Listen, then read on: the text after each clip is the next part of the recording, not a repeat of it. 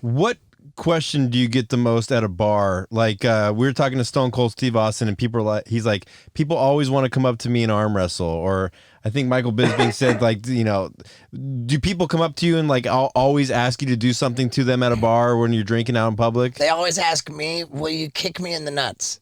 Everybody wants Yeah, everybody yeah. wants me to kick them in the nuts. I I can understand why. There's a guy that I remember. And by the way, before, if I may, you almost killed me one time. You guys with the jackass.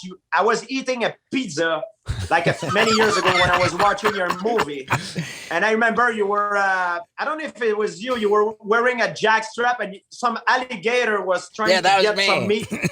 That was Yeah, you, that was me. dude. I I was eating a pizza while I was watching it, and I almost got a stroke because you make me laugh so much. I almost died, man. I almost passed out. I'm sorry that happened. Yeah, wow. Yeah, You almost killed me, like literally, literally. And who's the one who fought Butterbean? Is that's that you? Johnny Knoxville.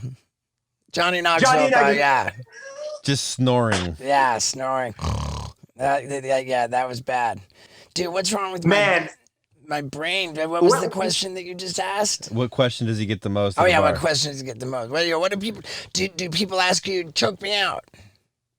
now, what they do ask me is they come, for example, one or two guys, and they ask me is, hey, how long you think we could hang with you?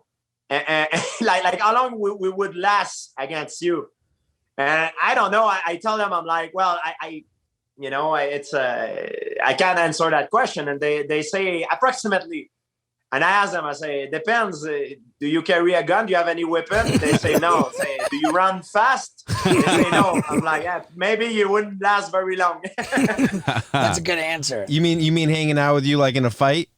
Yeah, how long can we last fighting you? Yeah. How long would you last into a fight? Like if I decide to beat them up, how long they could be able to stand? Well, So that's like it always depends of every individual, right? yeah. Well, that's like when Brendan Shaw was talking about John Jones being the GOAT. He's like he can take out like 10 guys in a bar.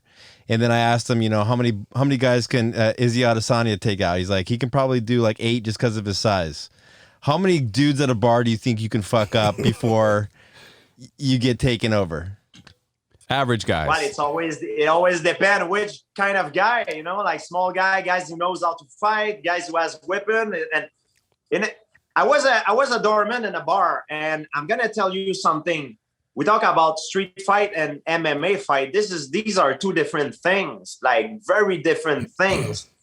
I remember sometime like even women were very hard to deal with because a woman, in a street fight, like she's gonna grab a bottle and a woman can hurt you just as bad as a man, and in a street, there's no rules. So the fact that you're a champion in mixed martial arts, it's not a 100% like guarantee that you will win the fight. You know what I mean? Anybody can come behind me, tap me on the shoulder, and if I don't expect it, throw a big punch and knock me out cold. Like what you don't see coming that's what knocked you out. Everybody can do it to me. I mean, to a certain extent. But what I'm saying is, in a street fight, the element of surprise is the most important thing. And I was bullied a lot when I was young, and one thing that I had to my advantage is that because I was a nice guy, I was never looking for trouble. I had the element of surprise because before that the fight happened, there's no referee that say go. There's something that needs to happen. There's someone that instigate the fight, and when you feel the heat rising too much, now because you're the nice guy, you're on the defense. He's the one looking for trouble. You have the element of surprise, and that gives you a big edge. It's like a head start. And if you know how to fight on top of that, it's your chance of winning are like almost 99.9%. Wow. So always All throw right. the first punch. Cobra Kai. Exactly.